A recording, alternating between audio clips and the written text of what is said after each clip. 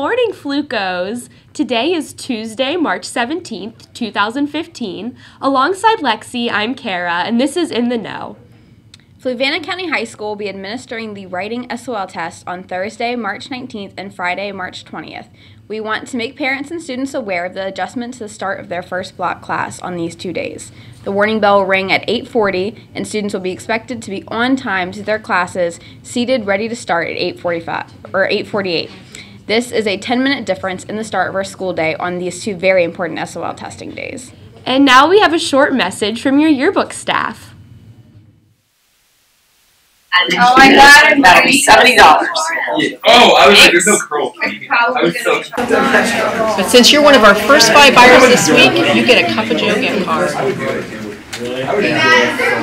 And we only have one left. Oh, it's a short.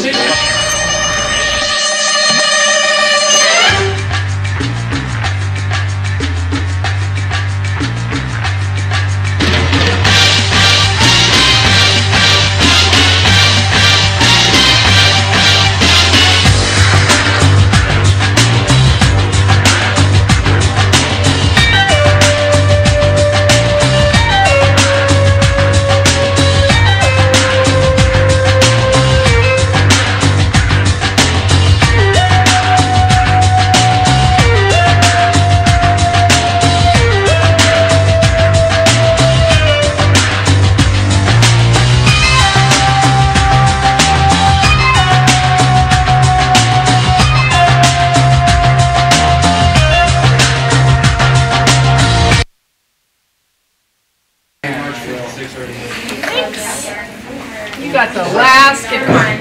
Chris just like, I don't know if Chris.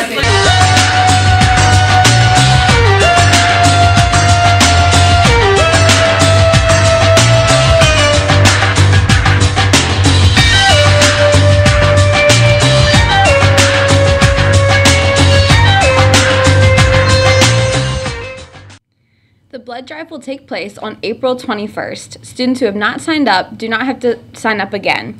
With SOLs on March 19th, it was best to move the drive. The FCHS Choral Department will present its annual spring concert this Sunday, March 22nd.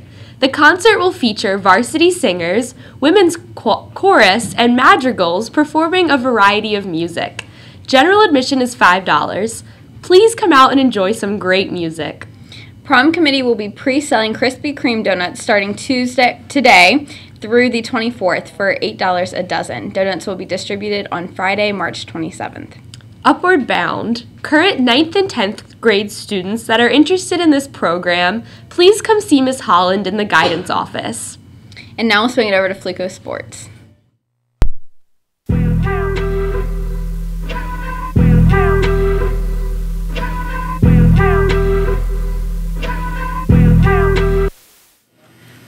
Good morning, FLUCOs. I'm Sammy, and these are your FLUCO Sports. CFL States results. Fluvanna placed 2nd overall out of 26 schools. 5 students broke to finals. Julianne Bryant and Dominique Smith placed 6th in duo. Aaron Edgerton and Casey Johnson placed 5th in duo. And Jonathan Corbin is the state champion in 2 categories, Original Oratory and Extemporaneous. Jonathan will be representing the VCFL at CFL Nationals, May 23rd through the 25th in Fort Lauderdale, Florida. We compete next at the National Speech and Debate Association National Qualifying Tournament next Saturday, March 21st, held at Madison County High School. We have 10 students competing in 11 events. Girls tennis, please excuse the girls tennis team today at 3. And girls soccer team, please dismiss the girls soccer team at 3:15 today as well. Now back to the anchors. SUCCAT crew. Crew set work is canceled today, Tuesday the 17th. When we resume, I will need every crew member to be in attendance as much as possible from here on out. We are approaching our 3-week mandatory commitment. All other announcements this week will be on the Facebook group page. Now over to birthdays with Vaughn. Birthday, it's your birthday.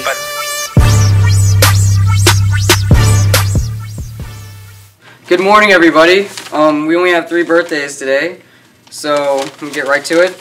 Happy birthday to Meadow Pears from your friends, you're an amazing girl, and you deserve an amazing day, from Andy.